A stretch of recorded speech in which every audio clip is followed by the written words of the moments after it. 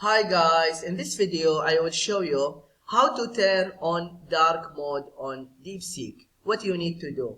But before that, if you find this video is helpful, please subscribe to my channel and give a like. Okay, how to turn on dark mode on Deepseek.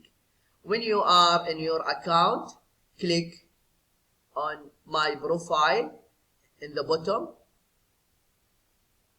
After that, click on settings, and then here you see theme. Click on system. After that, select dark. Yeah, you can see now it's dark. Yeah, this is what you need to do if you want to know how to turn on dark mode on Deepseek. I hope this video is helpful. Thank you for watching and see you in the next video.